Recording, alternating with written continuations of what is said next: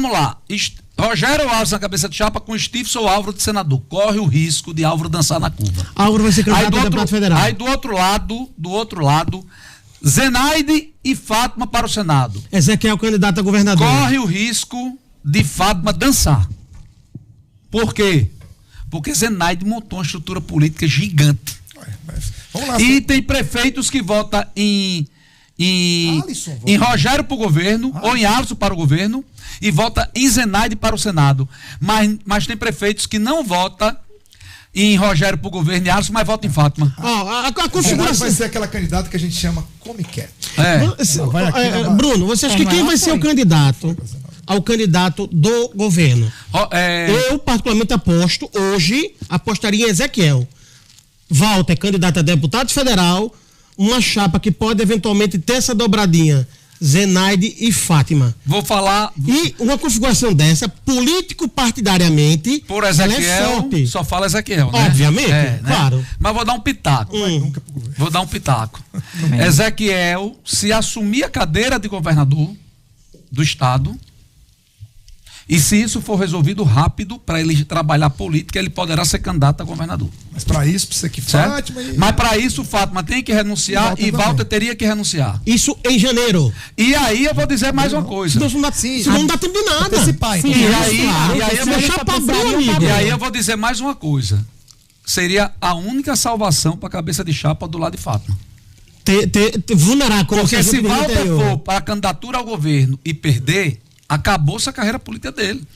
Ele não tem mais um mandato, não tem mais a família, todo mundo ficou sem mandato. Mas apesar de o MDB ele ainda ser presidente, o MDB ser muito forte. Mas não acho fácil isso acontecer. Acho muito distante. Não, é uma das chances possíveis de você ter uma candidatura de oposição, muito distante. Com força. Acho que Natália ciscaria pesadamente contra isso, Mineiro também, e o PT também, porque Fátima não seria mais dona do destino dela. E Natália em Natal ficou muito forte.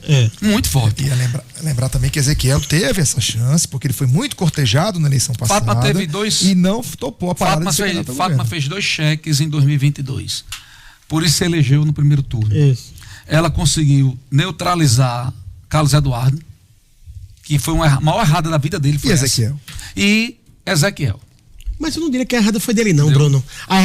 O problema foi que o grupo não conseguiu... Se Carlos Eduardo tivesse perdido no governo do estado em 2022 para Fátima, hoje era o prefeito de Natal eleito.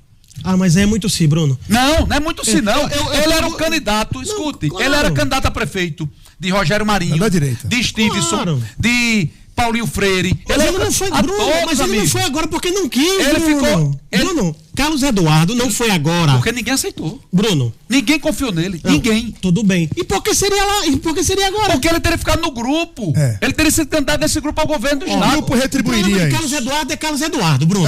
Aí é outra coisa. Eu acho que no caso de Carlos Eduardo não tem muito o que discutir. Vamos embora. Acabou, né? Mas não. Rapaz, olha, tantos dados. Na opinião da população natal, o Álvaro Dias deveria ser candidato a quê?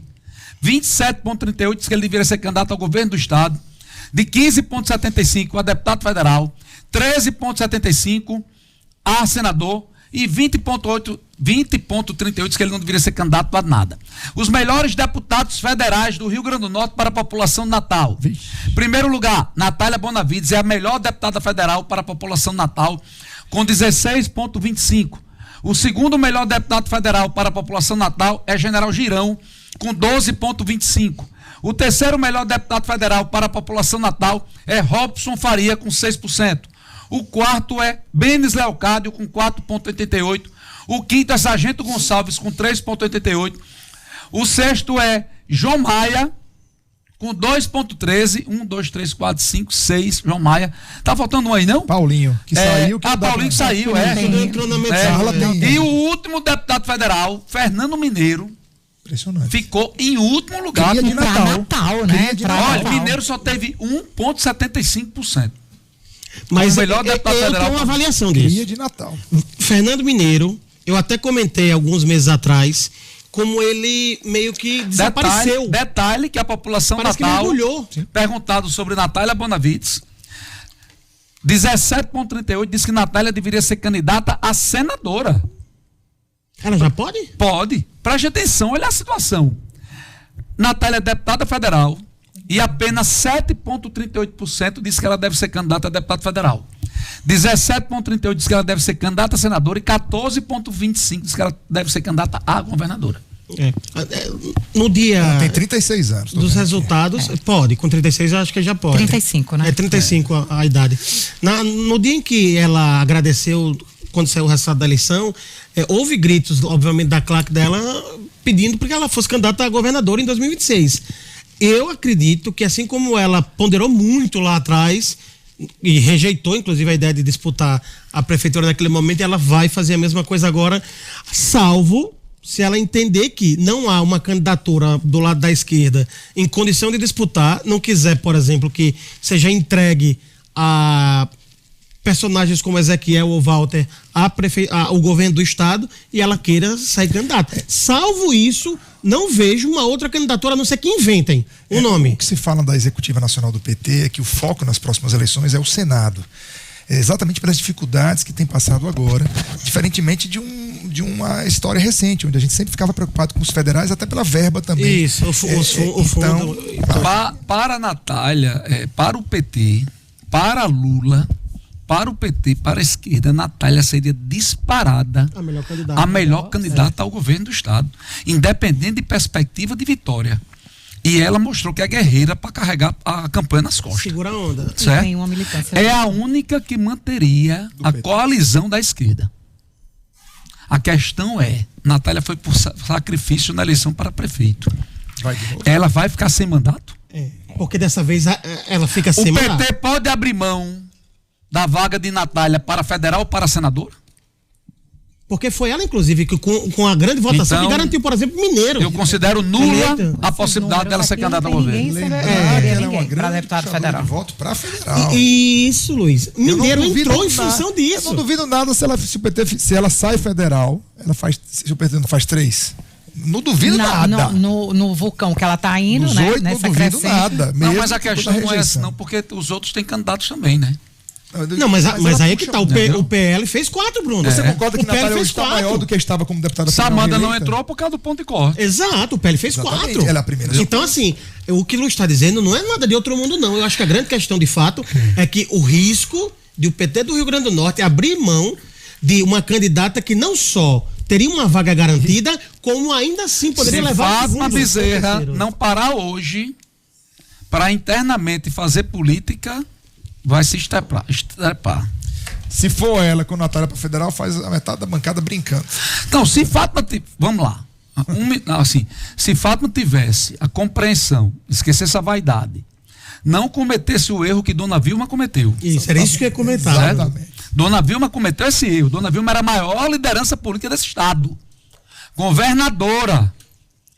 Renunciou ao mandato e não aceitou ser candidata federal e perdeu para o Senado. Perdeu. Se Fátima tivesse, espera aí, vou ter minha campanha aqui tranquila, pragmática, vou me eleger deputada federal, não vou me desgastar tanto, já fui governadora, já fui senadora e vou ter aqui minha representação e vou defender minhas bandeiras aqui no parlamento. Natália, candidata ao Senado com o Zenaide. Aí o caldo entorna, cresce a possibilidade.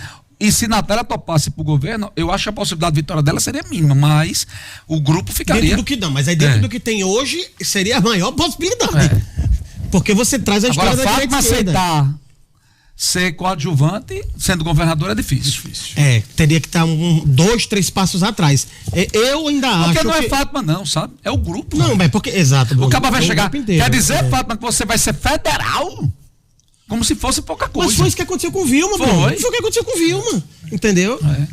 Essas pressões. Eu ainda sou da teoria de que o que está mais próximo pro lado da esquerda é Ezequiel. Eu não consigo ver um outro cenário factível para você ter um bloco com condições de disputa. Porque Natália, eu insisto, eu acho muito difícil ela querer disputar. Eu vou dizer uma coisa que é o meu amigo Ezequiel. Vou dizer ao vivo. Porque eu podia dizer pra ele, né? Vou até me encontrar com ele daqui a pouco, mas vou dizer ao vivo. Então você diz ao vivo e diz quando encontrar. Ezequiel, tu sendo candidato a governador, do lado de Fátima, na esquerda, pode ser o fim da sua história política. Tenho dito. Valeu, Luiz Henrique. A famosa psica. Boa tarde. Psica não. Beijo pra vocês. Psica Deixa eu ir embora que eu tenho que fazer a minha venenosa. Vá fazer sua venenosa. Até amanhã. Até amanhã.